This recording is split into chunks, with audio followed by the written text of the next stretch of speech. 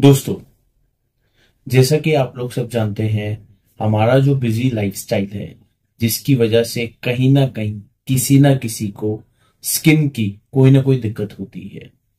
Skin में कहीं ना कहीं किसी को एलर्जी हो रही है, रिंग वॉर्म्स बन रहे हैं और आगे जाकर अगर हम इसका प्रॉपर ट्रीटमेंट ना लेना तो ये फंगल इन्फेक्शन बन जाता है, जिसकी वजह से आप लोग परेशान होते हैं।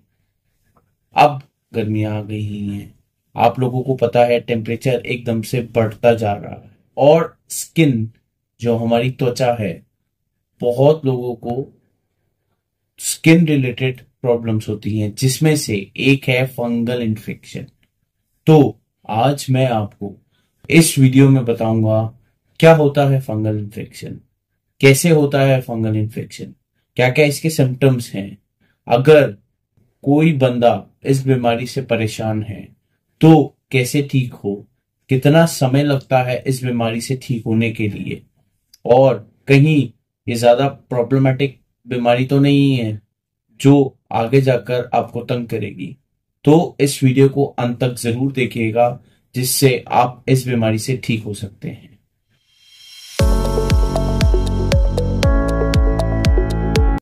Hello friends, welcome to my channel.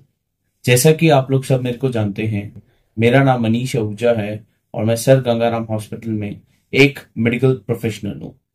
आज हम बात करेंगे स्किन रिलेटेड प्रॉब्लम के बारे में, जिसको बोलते हैं फंगल इन्फेक्शन। बहुत समस्या है, आप लोग हो, किसी ना किसी को आए दिन स्किन से कोई ना कोई बीमारी होती है। दाद, खाज, खुजली, रेडनेस से बहुत लोग परेशान हैं और जिनको भी ये प्रॉब्लम होगी ना, आगे जाकर उनमें पैचेस बनने लग जाएंगे रेड रेड, जिससे वो पैचेस की वजह से उनको खुजली बहुत ज्यादा होगी और रेडनेस बनेगी। तो जानते हैं क्या होता है फंगल इन्फेक्शन। फंगल इन्फेक्शन, जिसको माइकोसिस भी कहा जाता है, ये इन्फेक्शन ऐसा इन्फेक्शन है जब हमारी जो बॉडी है, हमारा जो शरीर है, उसमें कहीं ना कहीं अगर ये ग्रो कर जाए और अगर हमारा शरीर इस प्रॉब्लम से लड़ नहीं पा रहा तो ये आगे जाकर आपको कोई ना कोई प्रॉब्लम देगा।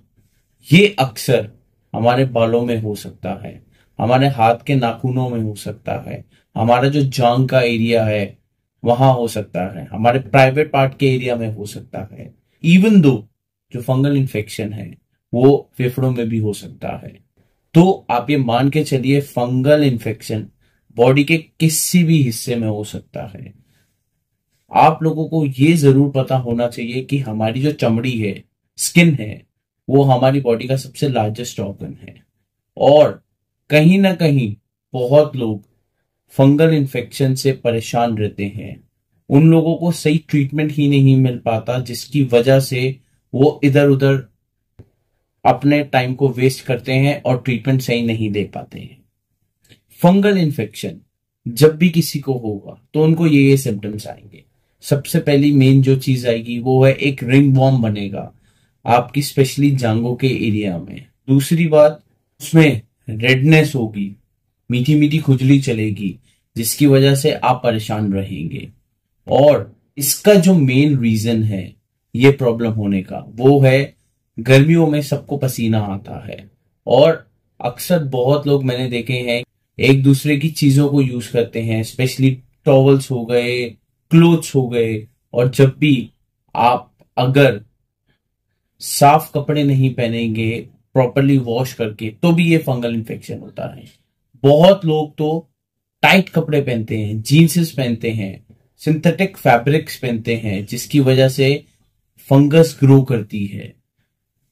अपने प्राइवेट पार्ट के एरिया में टाइट टाइट अंडरवियर्स पहनेंगे, जिसकी वजह से ये प्रॉब्लम एकदम से ग्रो करेगी और बढ़ेगी।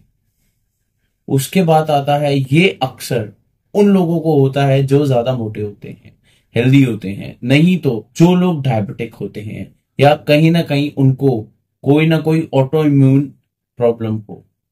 तो इस प्रॉब्लम से बचने के लिए कैसे अपने शरीर का ध्यान रखें, अब मैं आपको बताऊंगा। देखिए, ये बीमारी है कंटेजियस। इसका मतलब होता है एक बंदे से दूसरे बंदे तक बहुत जल्दी फैलती है।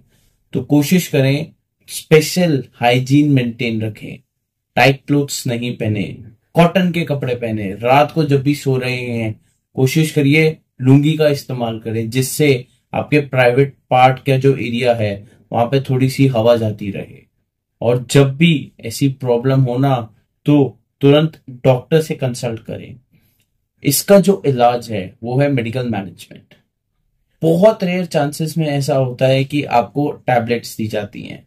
मोस्ट ऑफ द टाइम आपको क्रीम्स और लोशन से ही इस बीमारी को सेटल कर लिया जाता है। बट एक बात याद रखिएगा, अगर विदाउट डॉक्टर रिकमेंडेशन आप अगर चीजों को यूज कर रहे हैं तो आपके लिए डेंजरस है। और अगर आपको ये प्रॉब्लम हो गई है और डॉक्टर ने आपको इतने समय तक लिखा है कि ये लोशन या क्रीम लगानी है, और अगर आप उसको बीच में ही बंद कर देंगे ना तो ये प्रॉब्लम रीग्रो करेगी ही करेगी। तो कुछ बातों का ध्यान रखें, डॉक्टर के टच में रहें, जिससे आप इस बीमारी को ठीक कर सकते हैं। अगर आप ऐसी कोई भी समस्या से परेशान हैं तो आप तुरंत से तुरंत मिलें, जिससे आपकी लाइफ स्मूथ चल सके। Thank you.